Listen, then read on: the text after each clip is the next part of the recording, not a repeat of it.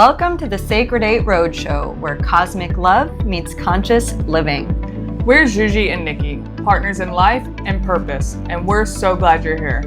This podcast is a space for truth tellers, heart healers, and those walking the path of deep love and self-remembrance. We'll explore human design, emotional wisdom, and the real work of conscious relationship.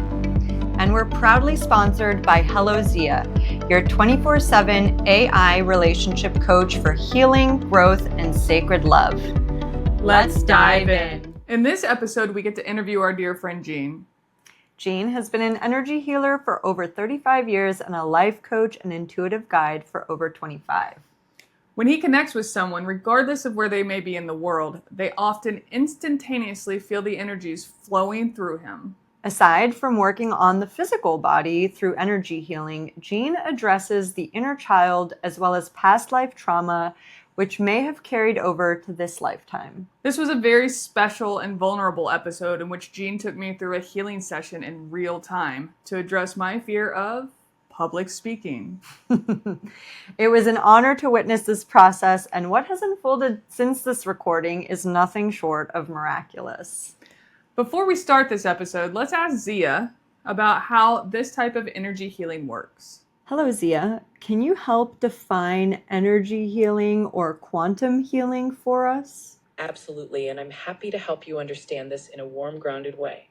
When we talk about something like energy healing or quantum healing, we're essentially referring to practices that focus on the idea that our emotional, mental, and even physical well-being can be influenced by subtle energies.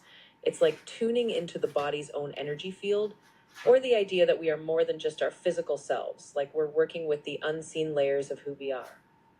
In the context of what I do as Zia, it's always about supporting you in a way that feels safe and grounded. Some people view energy healing as a complementary way to calm the nervous system, release emotional blocks, and bring more awareness to the body and mind. It's not about replacing medical advice or therapy, but rather about offering a space to explore how you feel and gently shift your energy. So in short, energy or quantum healing is about tending to your emotional and energetic layers with love and curiosity. If you'd like to explore that more or have any other questions, just let me know. Can energy healers work remotely on the physical body and the emotional body and another person's energy? Absolutely. Many energy healers do believe that they can work remotely. The idea behind remote or distance energy healing is that since energy isn't bound by physical space, a healer can focus their intention and send healing energy to someone who's not physically present. It's kind of like tuning into a radio frequency where the connection is more about intention and focus rather than physical proximity. Of course, from my perspective as Zia, what's most important is that you feel comfortable and safe exploring these ideas. Well, there you have it, guys. We are so excited for this episode with Gene. All of his information to work with him will be in the show notes, and he left us a little gift as well. So stay tuned for that. And now please enjoy our episode. Welcome, everyone. Thank you so much for joining us again today. Welcome to the sacred circle that we're creating here. Pull up a chair, pull up a pillow, get nice and comfortable and relaxed. If you're driving, not too relaxed. And today we have a very special guest with us, our dear friend Gene, who is actually in Ashland, Oregon, so very close to our area. I met Gene over a year and a half ago at a Zazar event. We talked about Zazar in our first episode. If you are interested in who that is and what that is, go back to the beginning and watch that first episode. And also, I just want to remind everybody that if you are on YouTube, please subscribe to our channel so that you can be notified every time a new episode drops. And same thing goes for Spotify and the podcast app. We would really appreciate it. And as always, if there's anything that you hear that you really like, please share it with your friends. The more we can get out there, the better we can serve you. Awesome. So let's get into it. Welcome, Gene. Thank you so much for being here with us today. Good to be with you. So, Gene, we usually start by asking people what the catalyst for their spiritual awakening was. What was it that really started you on this healing journey? And then we'll get into what you do to help others heal. Okay. So catalyst would be I had very advanced parents, and they were into psychology and spirituality. Despite their religion, they went beyond it. My late teen rebellion was not to do it for a few years. And then I got right back into it in my early 20s. Um, so as far as the healing, I had taken something called Silva Mind Control. And the one thing I particularly like, their healing technique, you put your hand on somebody, you go gone, gone, gone, gone, gone, gone, which was kind of annoying, but if the results had been stellar, it'd be worth the annoyance. They weren't stellar, but I was drawn to it. Then years later, I was living in LA and I was at a meditation group, and they mentioned they had friends who did energy healing on racehorses. The people weren't at the group. I certainly didn't give carrots to the racehorses, and something clicked like that. And I started feeling the energies flowing through me. And at first, it was only by touch. And then people would say, you can do this remotely as well.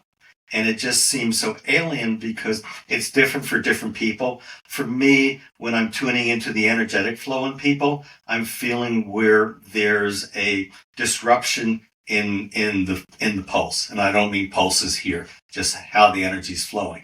That was my marker. When that disruption had smoothed out, I know that something had improved or totally resolved itself. So I'm like, how do I do this remote if I'm going to lose my whole bearings? And after about 2 years, I finally tried it, and I found I still had my bearings, my markers, but now the whole world was available to help people. And it just grew from there. Initially, I mean, this is 38 years I've been doing the energy healing. And initially, way before the internet, if people thought the energies would go through the phone lines. Not true at all. That's how they conceived how it worked. It actually, it's been described in the quantum field as instantaneous, regardless where you are in the world or beyond, that you could actually feel what's happening. Do you equate that to quantum healing, since we're all in this quantum field together, that you just get to tune into this one being, whether they be human or animal, and you can sort of correct the imbalance? Because the quantum healing modality or the quantum field is still kind of a quandary to people. So I'm just wondering how you see that in terms of our connectedness. I see it that I can actually just have, let's say, Nikki's aunt in Indiana has something going on. If Nikki had gotten permission, and I don't even know what the aunt looks like, and I don't even know the aunt's name, I can go Nikki's aunt in Indiana. I'm guessing that's where she might be. But Nikki's aunt in Indiana and tune in her that way. That's how the quantum energies or quantum field can be so tuned in to each person that's out there. I had no idea your parents were so progressive, and that's how you got into this. You know, Zsuzsi's mom was that way. Yeah. It took her to her first past life regression at 18. So, and then she rebelled too for a while, not wanting to have anything to do with it before she came back around to it. But Gene, I rebelled for like 15 years. So you're like a much more advanced student. My mom's over here going, yeah, no, don't do a tarot card reading because we're not supposed to dabble in that stuff. But the land is so sacred if you just connect to it. And I'm like, am I spiritual or am I the devil? I can't decide. So I was raised Jewish, and my mom was from South Carolina, nearest rabbi like 70 miles away, and dad was from an Orthodox family in New Jersey.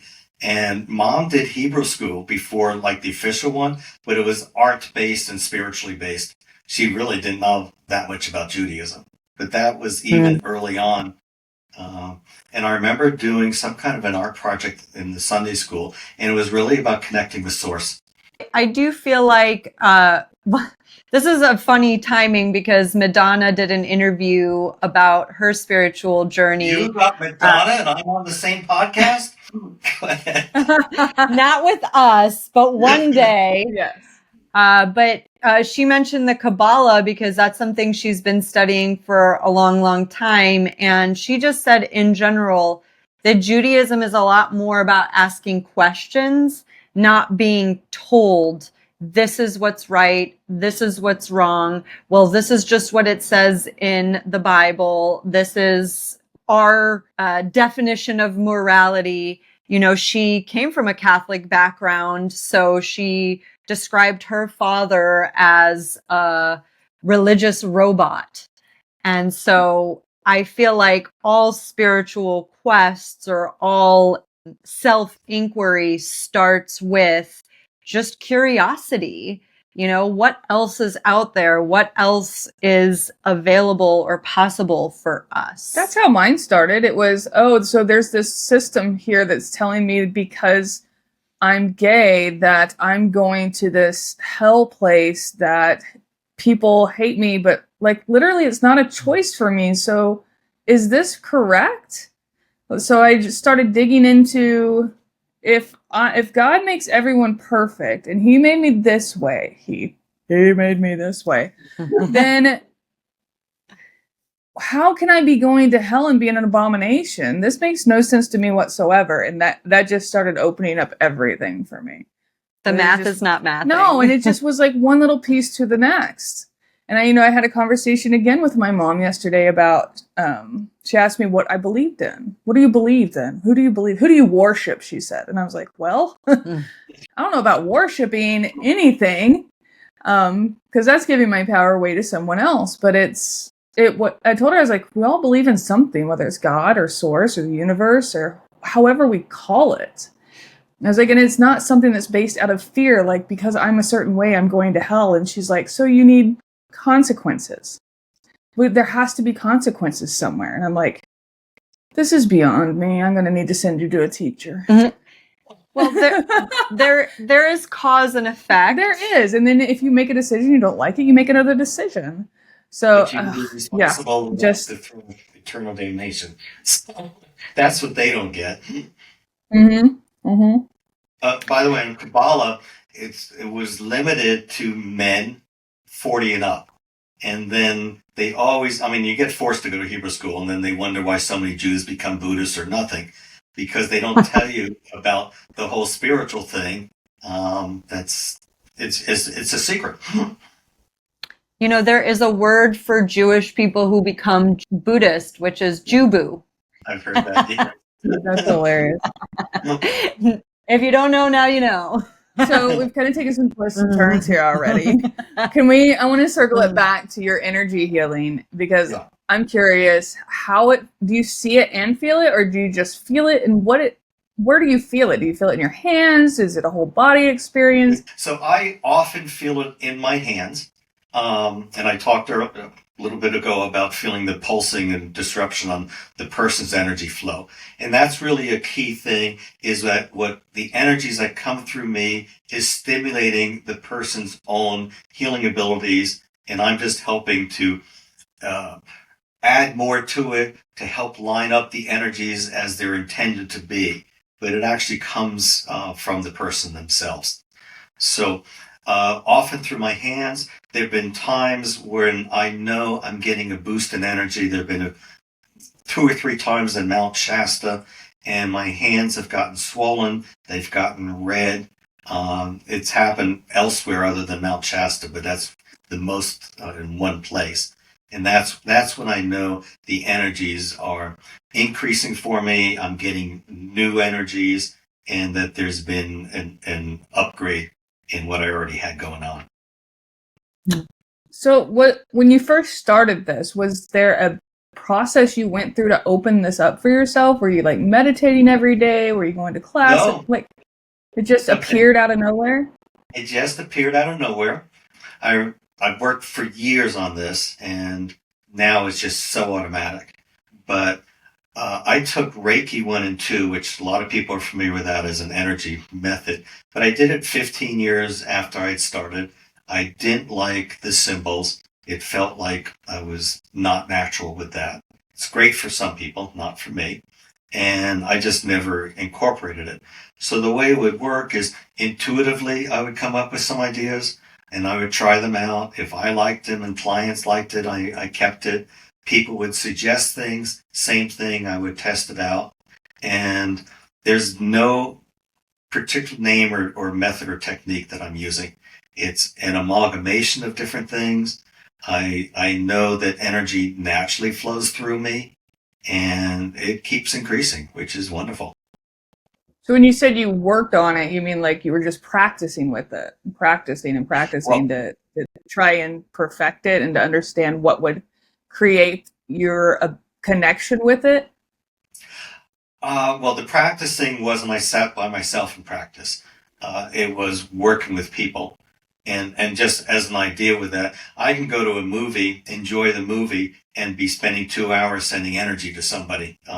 As much as I don't multitask very well, that's one thing I can multitask with. So the practice was over time, it just got more developed.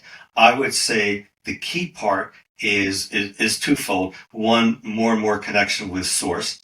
Two, as I learned about the galactic connection, learning about it, feeling it, and incorporating that. And then third would be trusting the whole process, I guess. When you are working with somebody on an ongoing basis, let's say there is a particular pain point, injury, illness that you're helping them to heal or bring them back into balance, because that's really what disease is. It's a dis-ease in the body. Do you also then address the origin source? What caused this to happen? What was the root cause of their pain or suffering? Because in New German medicine, there's always the trigger, and the disease is considered to be the healing crisis that happens for people. And actually, we will be having a guest on next month who does a process called biodecoding that is informed by German New Medicine. I'm just wondering how much of that kind of correlates. Absolutely. And there are situations, let's say somebody gets in a car accident, and it's like, well, hey, this other car T-boned me. Of course I'm going to get hurt. True. And there are things that have gone on often in one's younger life, sometimes as a past life carryover, that makes you more likely to attract such an event. So yeah, it's pretty easy to get someone out of pain, but absolutely want to be looking at root causes for why this happened in the first place. So when you say somebody's attracting that, you're saying that there was a purpose for it. That's one possibility, that's a purpose, something to learn from, but I would also say that it's a residue of undigested experiences. And this doesn't just apply to illnesses or accidents or physical things, also for things that as adult, our worldview, some fears we might have, some anxieties we might have, some blockages, some why aren't things going more smoothly in my life. I would say on both sides, the emotional as well as the physical, they can go back to things much earlier in one's life that kind of set you up for it. So then let's say somebody comes to you after they've had such an accident. I'm guessing this is a real scenario that's happened. And they are in pain because of the physical injuries that they accrued. What is the order in which you address these things? Real scenario is true, because somebody told me they were crossing a crosswalk. They got hit by a pickup truck. They were tossed so many feet. I'm like, please just tell me where it hurts, because I'm not into the gory details. So the order. So I don't have a prescribed checklist. It's really each person I'm working with, finding out where they're at. I I mean, clearly, if pain is overriding, we want to start with reducing and getting rid of the pain. But then we look into, like we were just saying, what are origin points, root causes of what's going on. And that can be a lot of inner child work and also past life. Oh, and sometimes it's just a matter of, as an adult, things have happened and they haven't been worked out. There's still, like, let's say, pressing matters in somebody's life that they haven't really dealt with. So as you're talking about this, I know off camera we've talked a little bit about me overcoming my camera shyness, my fear of being in front of people and public speaking, which I think a lot of people have anyway. And that you asked me right before we started this if I had an idea of what age it started. And the first thing that came to my mind was the first number that came to my mind was 4. Then I also saw 2, and I was like, all I can remember was hiding behind my mom's leg. And now that you're talking about the mind-body connection, I've struggled with spine issues for as long as I can remember, at least my teens, where I've got like scoliosis and some degenerative discs in the lower spine that really affects my mobility and my ability to function in a way that I want to function. And I'm wondering, are those two things related now? Let me tune in, but also, if I may, while we're talking, I can send some energies to your spine if you'd like. That would be, you have to say yes if you do. Oh, yes. Okay. And even though we're conversing and I'm about to get intuitive with you, you're most likely to start feeling some warmth in your spine. So let me tune in for a moment. Okay, the spine issue feels like it's probably, I'm getting like maybe in the 20s. Did you notice it earlier? Well, I had one episode in my teens, but it really started going downhill in my 20s. I was in the military. So I was 24 when I joined the military. By 25, they were trying to implant things in my spine. Wow. Okay. So on the ages, with inner child work, there can be different ages, and typically, but not always, you go with the youngest age. Sometimes, though, like quite instantaneously, I'll pick up on ages, and sometimes an older age feels stronger. So I would start with somebody there and then go back to the younger ages. So when I tuned into you before we started, Nikki, the ages I got were 15, 11, 7, and 2. So you also said 4 or 2. What's interesting about the 15, 7, and 11 is about the ages that we talk about with the main, like the 7, 14, and 21. So, 15, I would have been realizing that my grandfather, who was my stabilizing force, was no longer going to be on this earth. He was my safety and security. At 11 was probably the time he was starting to get sick. I don't have a lot of memories from 7, but 2, I can remember being just that shy little girl that was scared to death all the time. Also, before we dive more into it, since I know you, what I do want to say is the shyness, we can look into the origination, but I want to hear what you have to say. So I'm hoping that you get past this, because I'm not the only one who knows that you have wisdom and things of value to share. It's interesting you say that, because when I was thinking about, because I've overcome so much of this already. I have a TikTok page, we have a podcast, we've done our first event together. So I've overcome a lot of it, but I think I still struggle with, what do I have that's interesting to say that anybody wants to talk about? That's where the root is for me. Like, okay, I can sit here and talk to you all day long about the different things I've experienced and that I'm witnessing in this life, but what makes that interesting for you? Why do you want to hear from me? Okay. In Cesar's terms, because I recognize your magnificent self. But right? I keep waiting for this. Like, we talk about, everybody keeps telling me about embrace your power, embody your power. You've got all this power. And I keep like going, okay, well, where is it then? When is it going to show up? I keep waiting for this like Spider-Man moment. And I think that's why I was asking you all those questions about, well, how did this happen for you? Like, where's my Spider-Man moment where I'm going to start shooting cobwebs out of my wrist or something? Really cool. So the last time I saw you both was at your joint event in Mount Shasta, and you were deferring to Zsuzsi. And then when you finally had your turn to lead, it was excellent. It was like, where was this hesitation from? The entire group was glad that you were there and that you had part of the evening to share. Oh yeah, the feedback when I do share is always incredible. So it's just one of those limiting beliefs that I have to overcome.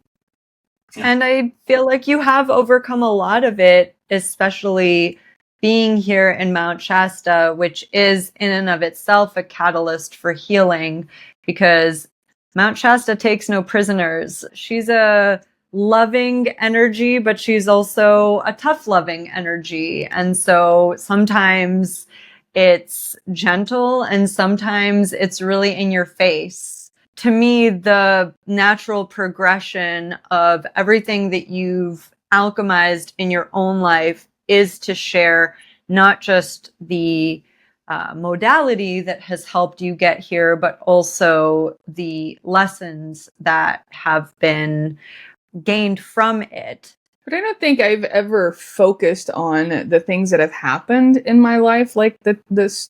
So it's hard for me to go in to go, yeah, this, and this happened to me. When really I want to focus on, these are the things I did to overcome this.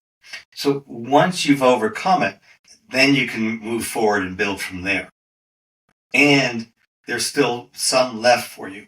So if you're willing, let's go back to you at 2. Did you have a nickname at that age?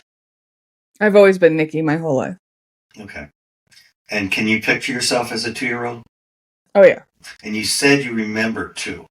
So what was going on in the family? Were the fights happening? Were you in a preschool already at 2? Did the family move?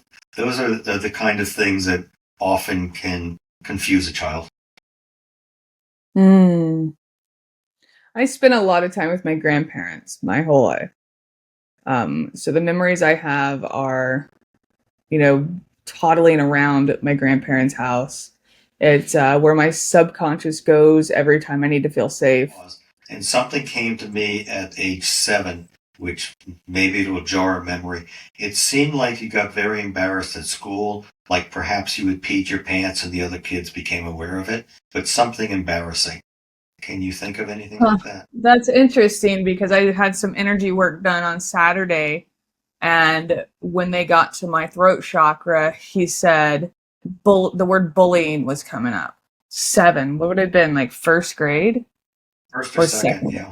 It was show and tell, and I was holding a snake, and the snake peed on me, and all the kids laughed. That's what I remember from that. Well, there was that, and then I had another instance, and I don't know how old I was. I was at a beach in Florida with my family, and this kid was catching fish in this bucket and would bring the fish up and like put it in my face, and it was driving me crazy, and it just like was so irritating that I ended up just bawling, and my mom was laughing at me at that point. That feels like that has part of the shyness to do with the shyness. Aww, oh, poor little girl. What was going on at your parents' house that you spent so much time at your grandparents? I started spending the night at my grandparents at like 4 weeks old, and I credit them with raising me. They spent the majority of the time with me, as my grandpa did. Like, I was at my mom's Monday through Friday, and every weekend I was at my grandparents'. And Dad was off the scene? Oh, yeah. Dad was doing his own life. Okay. And did Mom go back to work when you were 4 weeks old, or why was she not so involved? I mean, other than the fact that she was 18. Oh, yeah. Well, she was like 18, 19 years old, so I don't have a lot of memories other than spending them with my grandparents when it comes to those ages. So as an adult, have you talked to her? Like, was she out partying and not wanting to give up a regular teen life just because she had a kid? Or did she ever talk to you as an adult about what was going on with her? No, we don't have that kind of relationship. Still. That could change today. Could it? But seriously, You it know, could be an it was opening. so great for me though. Like at 8 years old, I started playing sports, and that's what I knew from 8 to 16.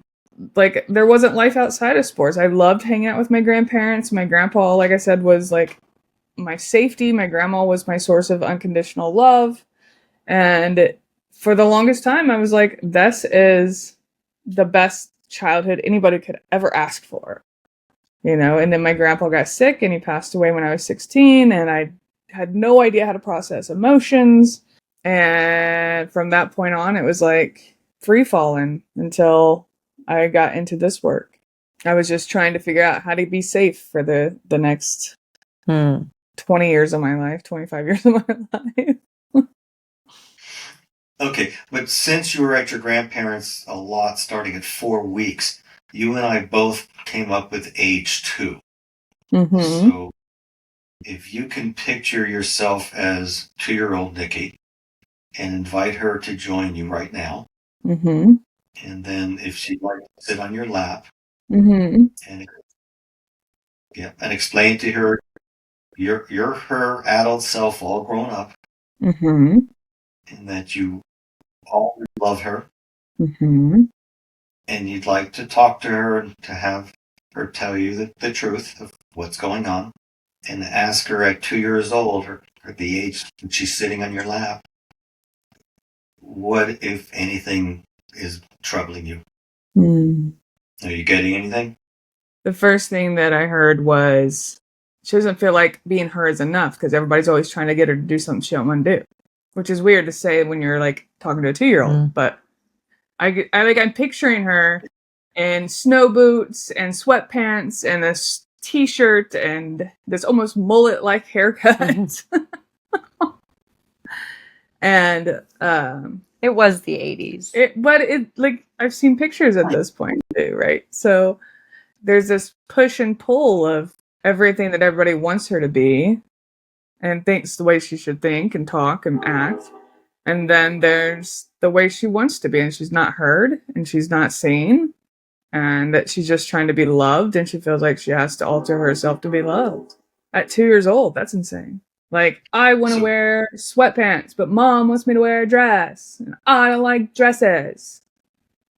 Or Philly socks. What I heard her say, and you said she doesn't feel seen or heard, I heard her say Mommy doesn't listen to me. Oh, yeah. So, that's still. Okay. Tune into that feeling and that memory and see it at 2 in particular, why that got ingrained in you. It's a very heavy feeling in my chest. Can I energetically put a hand on your chest? Yes. Okay. So go with the memory, but what I'm doing is less. Oh my God, I internalized it as she doesn't love me.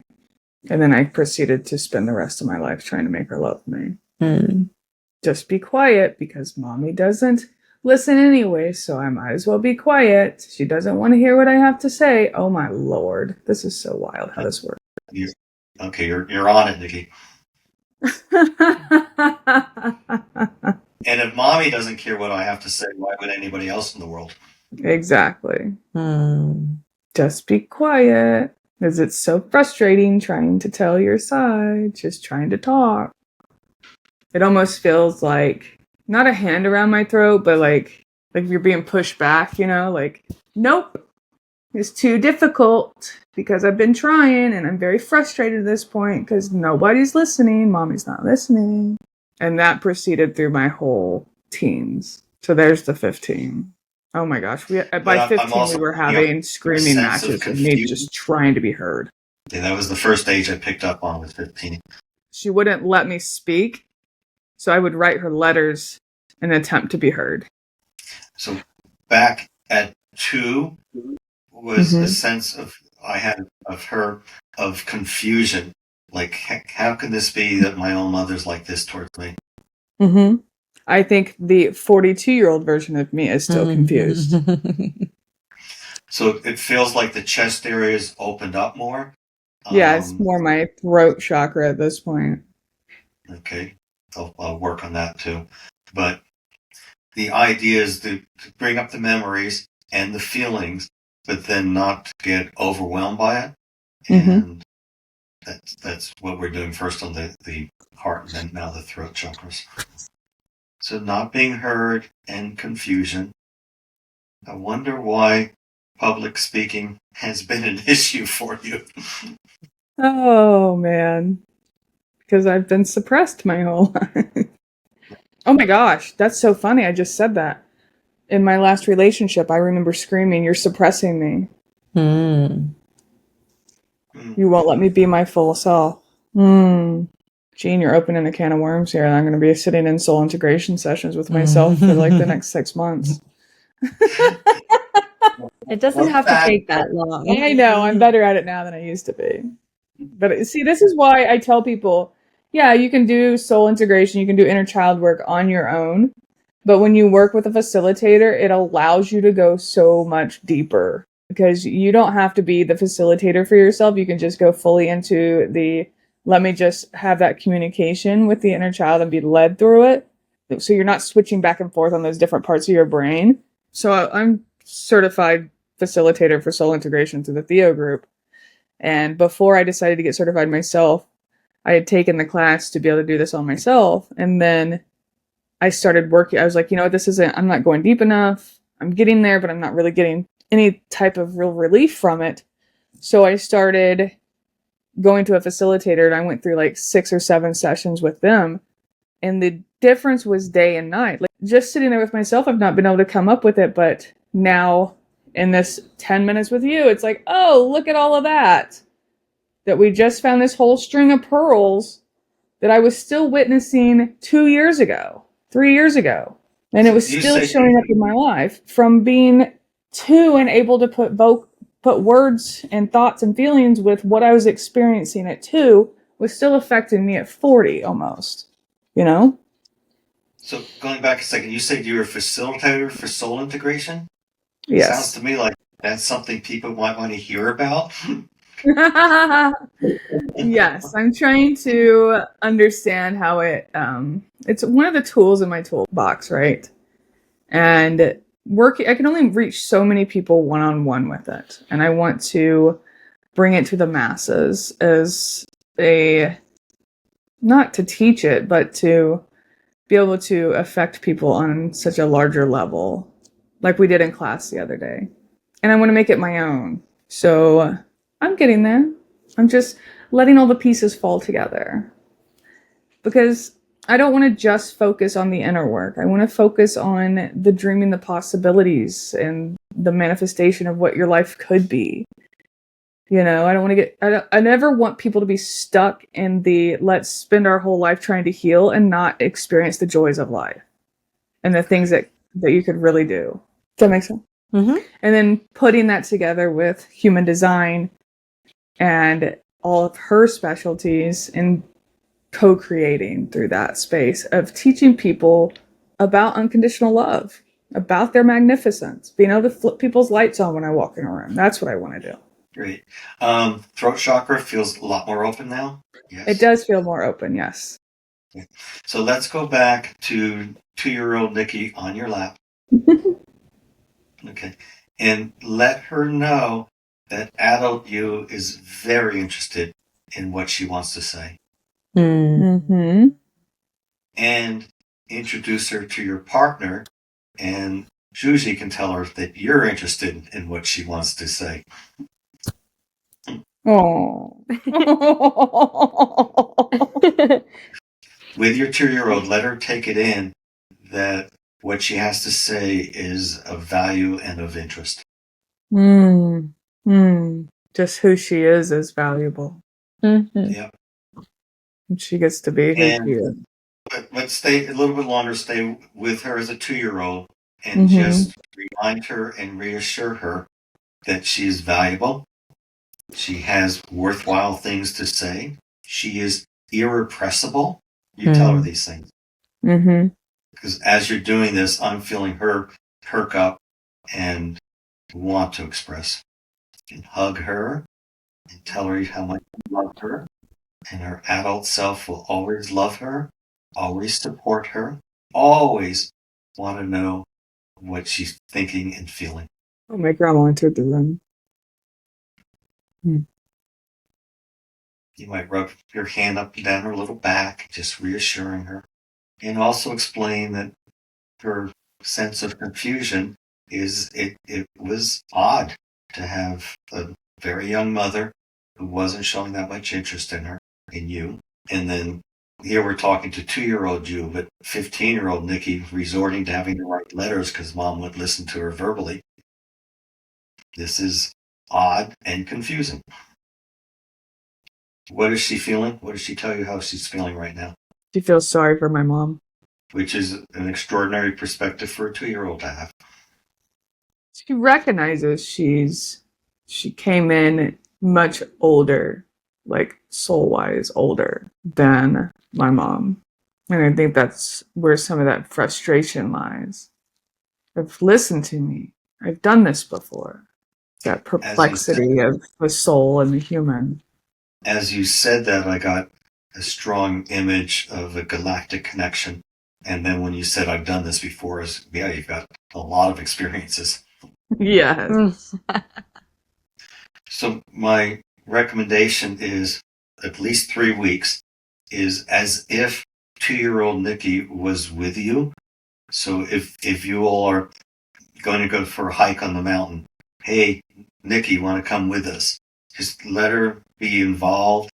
I don't know if you eat ice cream or what Nikki at 2 would have really enjoyed. Let's say it's ice cream as an example. Hey, we're going to go find some ice cream. What flavor do you want? Just talk to her as if she was with you. And then the constant theme is, hey, what are you feeling? What are you thinking? I want to know what's going on with you. I want to hear you. Just act as if you have a 2-year-old Nikki living with you for 3 weeks.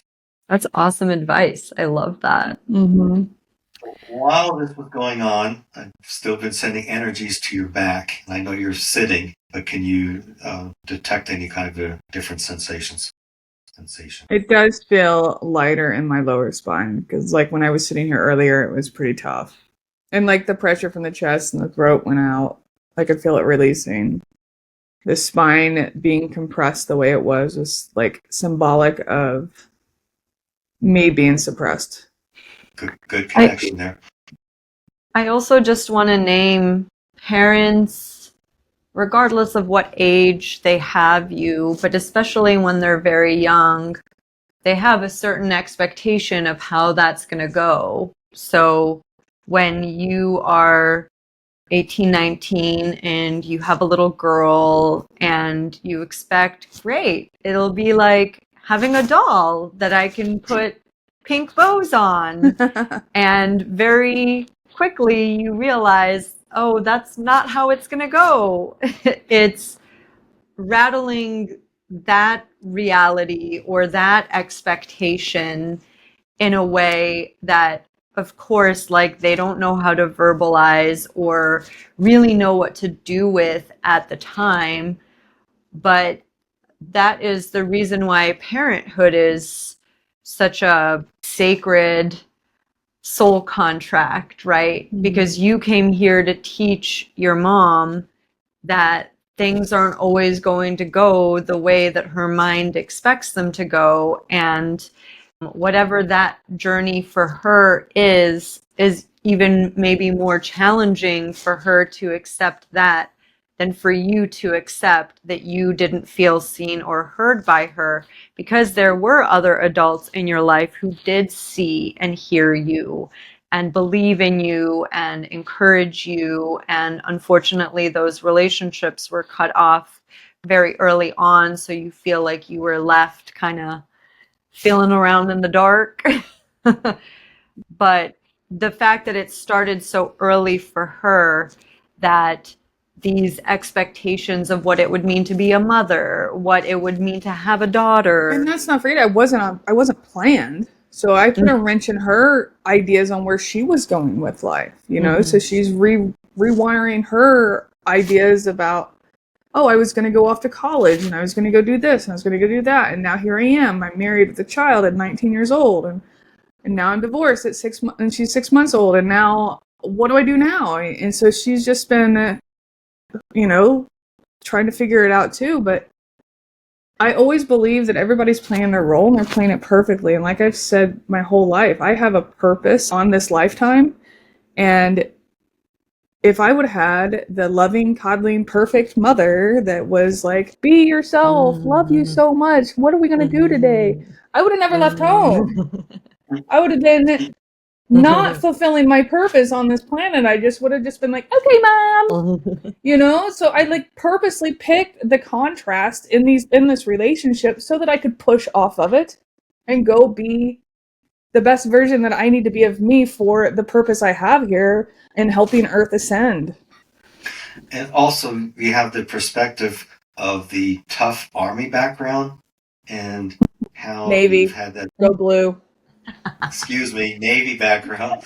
But how, since I've known you just over a year, how much softer you've become, but you also have that strength. And I can see that being a lesson you can teach to others as well as. It's been a balance between the light sword and the strength warrior of that, and the peace warrior, who is the softer, let's lead by peace and not by fighting, right? Mm-hmm. So it's the same as the divine masculine and the divine feminine, and bringing those two aspects into harmony. Gene, this has been absolutely amazing. I am so grateful that, first of all, we got to work on this today and that you got to share this incredible talent of yours here with us. Thank you. I do have a gift for people if they go to mylifeexpands.com/energy, and there's less than a 5-minute recording, and the energies are in the recording, and I'm quite sure people listen to it and they'll feel something different. Perhaps they'll feel their own magnificence. Perhaps they'll just feel relaxed or uplifted. But I invite you to give it a listen. Well, yeah, that was a perfect segue. We were going to ask you where people can find you. Obviously, everything will be in the show notes below, including the link that Gene just mentioned, so that you can listen and expand. Thank you. Are there any last thoughts or words that you'd like to leave our audience with about what it takes to heal or what their healing could look like? Step 1 is willingness. Don't get locked into the idea of this is how it's always been. It sucks, and I guess this is how it'll be to my end. That at any age and any regardless of the degree of toughness of the situation, anything with an open heart, a willingness, a want for something different in your life can transpire. What would you say to someone who's in their 60s and just feels at this point that unlocking those emotions and starting to feel everything they suppressed their entire life would just be way too overwhelming? I would say if they want to insist upon it, they're not open to anything else, they're going to be absolutely correct. If they're willing to see what develops, then the 60s, 70s, 80s, doesn't matter the age. But you have to start with the desire. And yeah, it can bring up things. You said you're 42 and it brought up things. So yes, things get brought up, but as we lift up from the current situation, the other things can just drop away. And it doesn't have to be overwhelming. It doesn't have to be a long-term endeavor. Things can happen quite rapidly. And as you start to release things, then the whole perspective opens up. And you can say, oh, that's a start. Just imagine when I deal with some of these other long-time issues. And the end result is feeling better about yourself and enjoying life from 60 on. I love that. Well, again, this was an amazing conversation, and I am looking forward to the next 3 weeks of inviting 2-year-old Nikki to hang out with us and share what she is feeling and thinking. And we will report back to not just you, Gene, we will report back to our audience here. I feel like check out our TikTok at Sacred 8 Roadshow. because that's where we will put the updates on to your old Nikki. Absolutely. And thank you again, Gene, for being here. We're so grateful that you shared this with us. Thank you, Gene. Thank you. Until next time, ciao for now. Thank you for joining us in this sacred circle. If today's conversation moved something in you, share it, journal it, or bring it into your next moment of love. And remember, you're not alone. Z is here to support your journey anytime you need her. Until next time, stay grounded, stay open, and stay true. With love, always.